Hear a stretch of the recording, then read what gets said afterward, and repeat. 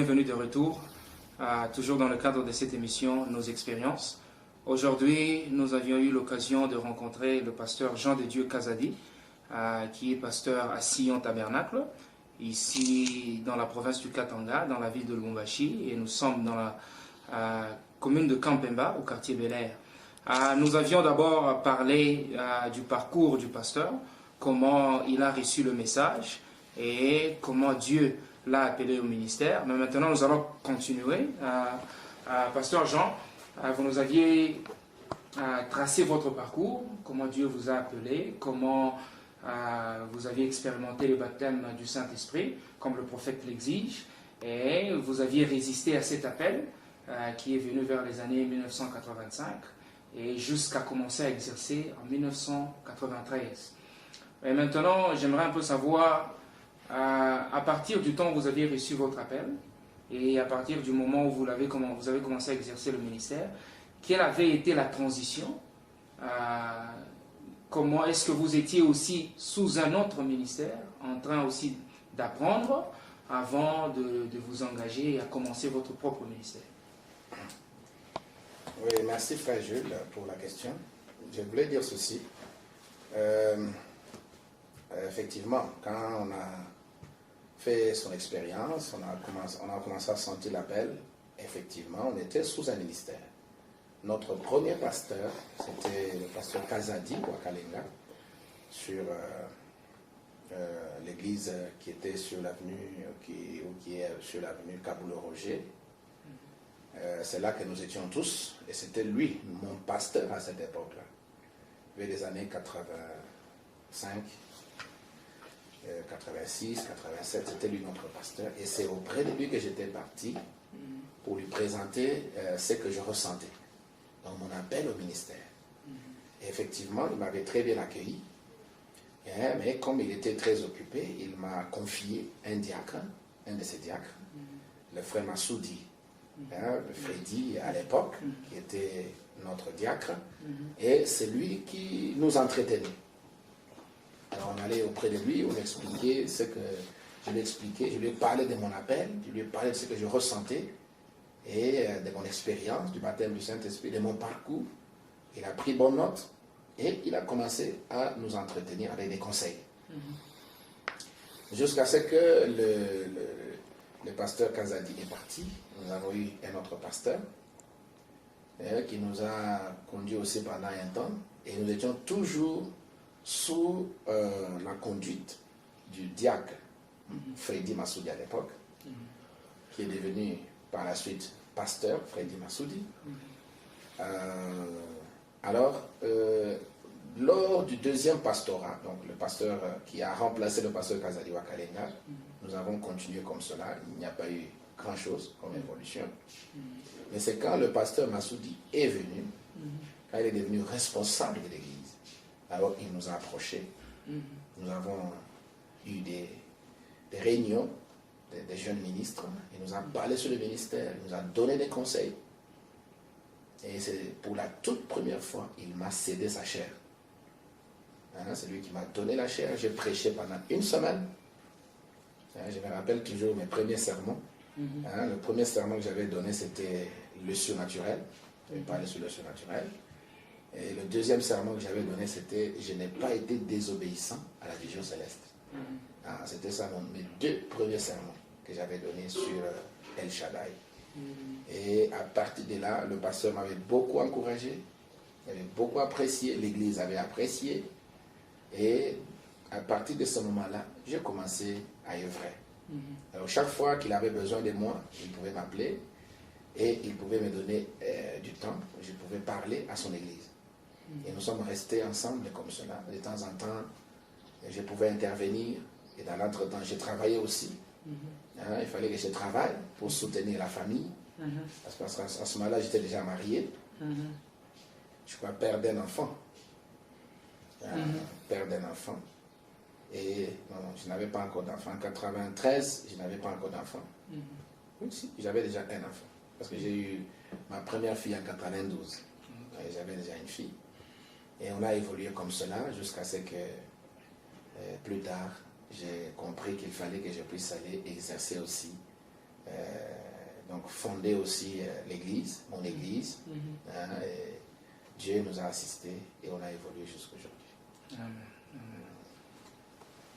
Amen. Merci beaucoup, pasteur. J'aimerais un peu savoir, c'était en quelle année où vous aviez commencé votre propre église, et c'était toujours ici au quartier Bel-Air, et c'était toujours Sion Tabernacle? Effectivement. Donc il y a eu une première tentative. Donc quand j'ai quitté l'église El Shaddai, j'ai commencé une œuvre. Mais comme je n'étais pas seul, un pasteur, un ami qui était prédicateur est venu se joindre à moi. On a commencé cette église-là ensemble avec lui. Et par la suite, il a souhaité prendre les rênes de l'église, donc conduire l'église. Et je n'ai pas voulu me disputer avec lui. Et c'est ce qui a fait que je l'ai laissé conduire cette église-là. Moi, j'ai continué avec mes affaires et j'ai prêché aussi, donc j'étais un ministre. Et ce n'est qu'après, j'ai continué à sentir la pression. Donc, j'ai senti que ce que j'avais fait là, ce n'était pas ce que Dieu m'avait dit. Dieu ne m'avait pas dit de m'associer à quelqu'un. Il m'avait dit de commencer une œuvre. Alors, plus tard, ça s'est bloqué quelque part.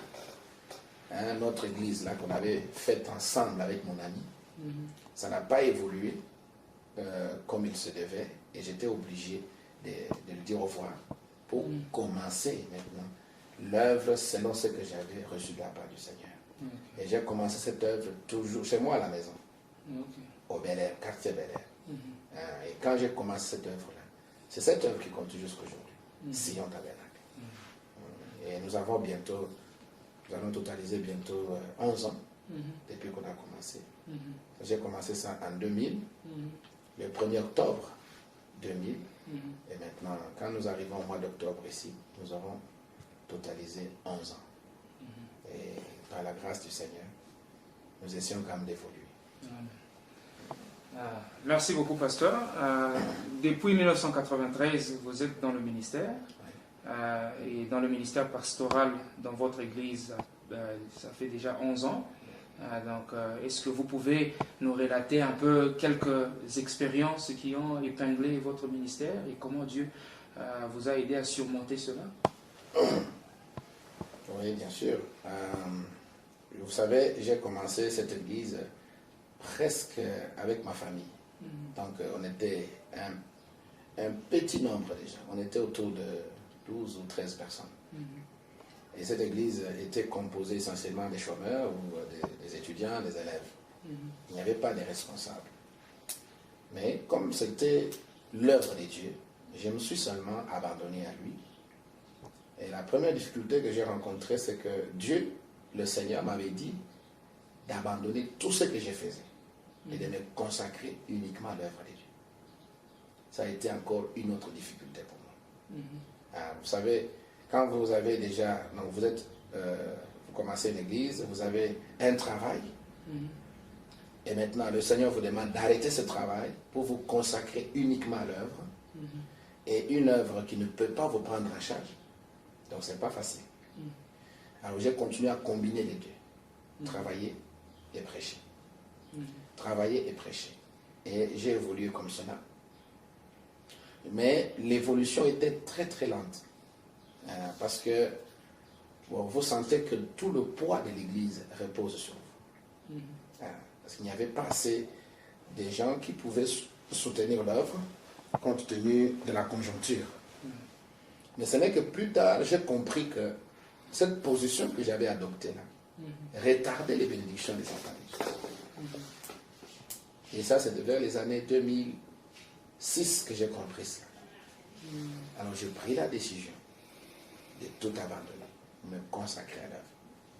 Et c'était une occasion, j'ai organisé une prière et j'ai dit à l'église que je sens que le Seigneur me contraint à tout abandonner pour lui consacrer tout mon temps. Et je ne vais plus faire les affaires que je faisais auparavant. Mais je prie le Seigneur que ce qu'il avait, que ce qu'il aurait pu me donner en tant qu'homme d'affaires, qu'il voulait donner. Oui. Que cette onction-là qui était sur moi pour faire les affaires, que Dieu répande ça dans l'église. Qu'il suscite des hommes d'affaires qui peuvent faire des voyages à travers le monde, qui peuvent progresser dans leurs affaires, qui peuvent ouvrir des magasins, qui peuvent voyager à travers le monde. Recevez cela. Alors j'ai prié, j'ai prononcé des paroles. Il y avait une très forte onction ce jour-là à l'église. Et quand j'ai pris cette décision, quelque temps après, j'ai vu l'église prendre une autre forme. Des gens ont obtenu des promotions au travail, des frères qui n'avaient pas vraiment des postes importants dans les entreprises où ils travaillaient, ils ont connu des promotions. Les hommes d'affaires, Dieu en a suscité. J'ai vu des frères voyager pour l'Europe, voyager aux États-Unis, voyager en Chine, voyager à Dubaï. Et aujourd'hui, j'aimerais vous dire sincèrement que là où nous étions et là où nous sommes, non, on a fait un grand progrès. À partir du moment où j'avais pris cette décision. Et ça, c'est l'une des expériences que j'aimerais quand même relater à l'intention de nos téléspectateurs, de nos amis qui nous suivent.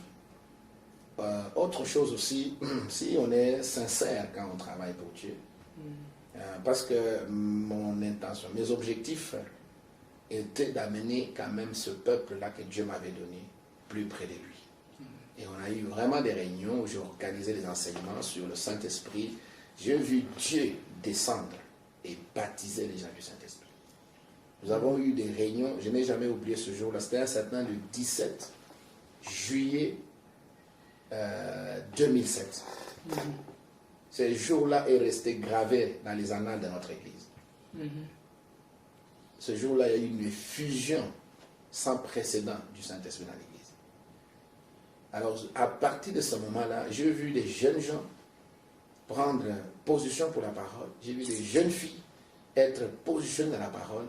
Et ça fait vraiment du bien. Ça fait du bien jusqu'à aujourd'hui. Et c'est un noyau au sein de l'Église qui est stable, auquel les autres personnes qui viennent après s'ajoutent. Et ils subissent une bonne influence. Et je crois que ça fait partie des expériences personnelles que j'ai faites dans ce parcours qui sont restées gravées dans notre cœur, dans notre mémoire, qu'on ne pourra jamais oublier. Et jusqu'à ce jour. Et j'aimerais vous informer que nous avons commencé dans mon salon. Après, nous avons eu une place où nous sommes en train de louer et on a érigé un hangar. Et présentement, pendant que je vous parle, nous sommes en train d'ériger un temple d'une capacité de 1500 personnes avec balcon. Et quand vous regardez le groupe qui construit ce temple-là, donc vous n'allez pas comprendre, vous n'allez pas croire.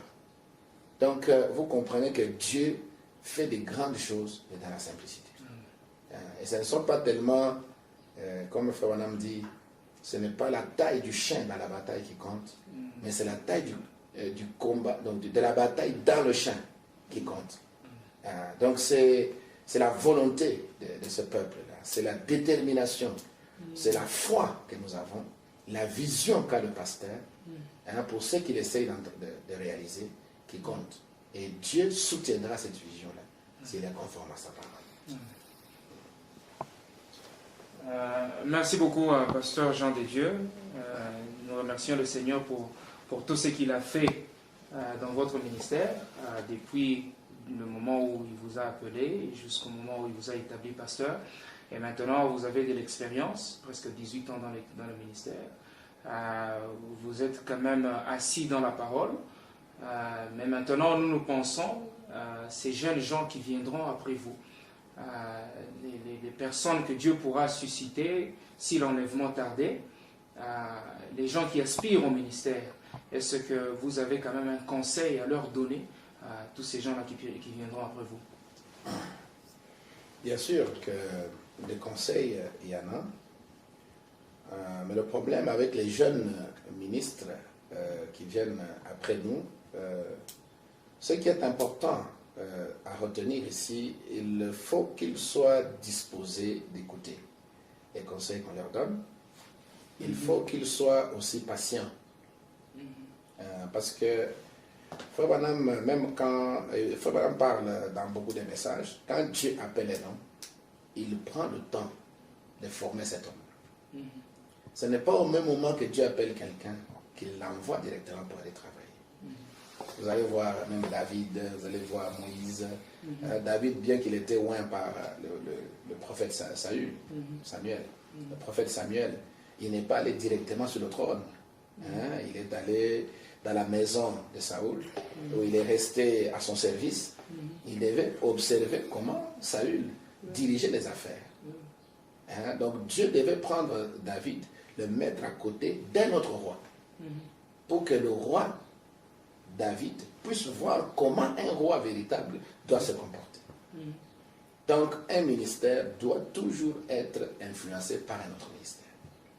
Peut-être les erreurs de nos prédécesseurs peuvent nous servir de tremplin.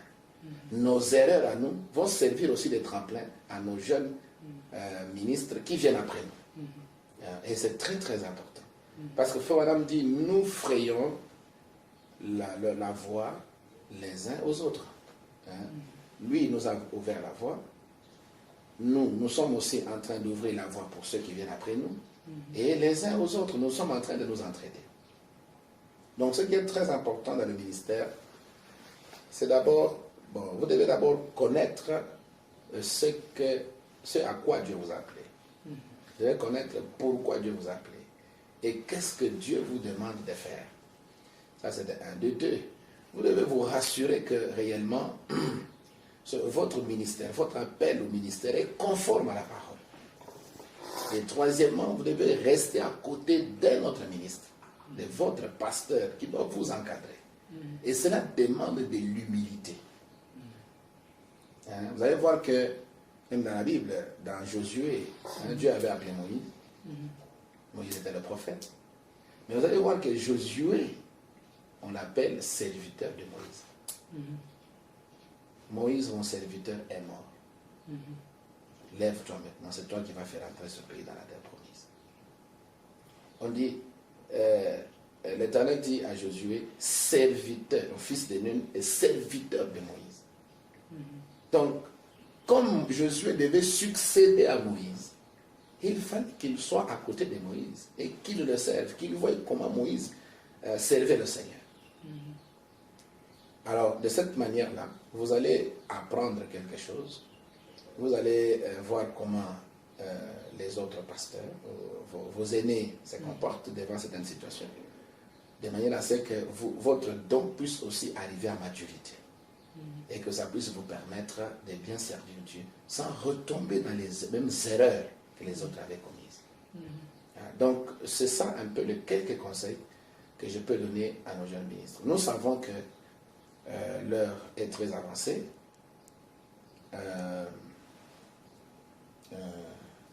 Comme la Bible dit, la moisson est grande, il y a peu d'ouvriers. Mais ce qui est dramatique aujourd'hui, c'est que même les ministres que nous avons, il y a très peu de ministres qui ont vraiment le souci des âmes. La plupart des ministres qui viennent, leur préoccupation, c'est comment avoir l'argent, comment devenir populaire, donc un grand, et comment ceci. Donc, vous voyez seulement que comment voyager, comment acheter des véhicules, comment se construire des maisons, comment devenir un grand. Or, ce n'est pas pour ça que Dieu vous appelle. Les autres choses, l'argent, le ceci, le cela, ça vient, c'est comme une récompense que Dieu vous donne pour le travail que vous aurez fait. On ne peut pas mettre la charrue devant les bœufs. Vous devez mettre les bœufs devant, la charrue vient après. Mettez-vous au travail. Travaillez sincèrement pour Dieu. Nous savons que le Dieu qui nous a appelés, il est un patron véritable. Il ne peut jamais manquer de prendre soin des gens qui travaillent pour lui. Frère Madame dit que Dieu ne peut jamais avoir une dette de quelqu'un. Si vous lui avez rendu un service, tôt ou tard, Dieu vous récompensera. Donc c'est ça un peu quelques petits conseils que je peux donner à nos jeunes ministres qui viennent après nous. Donc il faut de la patience, il faut être sérieux, il faut se consacrer à l'œuvre à laquelle Dieu vous a appelé et accepter des sacrifices. Tout le travail ne se fait pas toujours dans la facilité. D'ailleurs, Dieu forme le caractère à travers les difficultés, à travers la souffrance. Les gens qui ont peiné pour arriver là où ils sont arrivés, ils ont un caractère. Maintenant, si quelqu'un n'a pas souffert, il sera frivole. Il peut faire du n'importe quoi pourvu qu'il puisse atteindre les objectifs qu'il est en train de poursuivre. Mais nous croyons que même notre Seigneur Jésus-Christ, Dieu lui a appris l'obéissance par les choses dont il a souffert. Et nous aussi, Dieu nous a formés à travers le chemin par lequel il nous a fait passer. Ça n'a pas été très facile. Mais la grâce de Dieu nous a soutenus. Je crois que la grâce de Dieu les soutiendra aussi s'ils peuvent marcher sur les traces de Jésus-Christ. Dieu bénisse. Merci beaucoup, pasteur, pour ces bons conseils qui va bénéficier à beaucoup qui suivront votre témoignage. Merci beaucoup pour ce temps. Nous arrivons à la fin de cette émission. Et avant juste de clôturer, je ne sais pas, est-ce que vous avez un petit mot de la fin que vous aimeriez dire avant de clôturer l'émission? Le dernier mot que je voulais donner, je voulais dire ici, c'est d'abord de remercier le frère Jules et notre bien-aimé frère qui prend des images pour cette opportunité qu'il nous accorde pour venir jusqu'à vous afin de partager ce témoignage avec vous. Nous sommes ici dans le Katanga, ici principalement à Lubumbashi, au quartier Bel Air, commune de Kampemba, où nous sommes en train de faire quelque chose pour Dieu. Et nous savons que le même Dieu de William Branham, qu'il avait soutenu, il est aussi avec nous. Parce que Frère Branham dit, partout ce message sera prêché, le même ange sera là. Et nous sommes en train de voir que le même ange qui était avec William Marion Branham, il continue à marcher avec l'épouse. Et si je n'ai pas eu le temps de parler de tous les témoignages, des miracles que nous avons vu Dieu opérer, des guérisons, des gens qui avaient perdu des histoires et nous avons prié et Dieu a ramené cela. Il y a un frère qui avait perdu sa voiture, on l'avait volée par les bandits. Nous avons prié et après une semaine, il a récupéré sa voiture. Nous avons une fille qui avait été enlevée par des ravisseurs et après 10 mois, Dieu nous a retourné la fille en bonne santé. Vivante. Nous avons eu encore d'autres cas comme cela que nous peut-être n'aurons pas le temps de partager avec vous. C'est seulement pour dire que ce message est vrai. Et si vous pouvez vous accrocher à ce message, je crois que vous ne serez pas déçus. Nous croyons que nous marchons sur le chemin du roi et le cri du roi est dans le camp. Dieu lui-même est en train de prendre soin de son peuple et il est en train de confirmer sa parole. Continuez à tenir bon. Je crois qu'un jour, nous nous retrouverons au pied du Seigneur Jésus-Christ. Et notre plus grand rendez-vous, c'est dans la gloire. Que Dieu vous bénisse richement. Merci beaucoup, pasteur Jean de Dieu, pour ce quelque temps que vous nous avez donné pour partager vos expériences.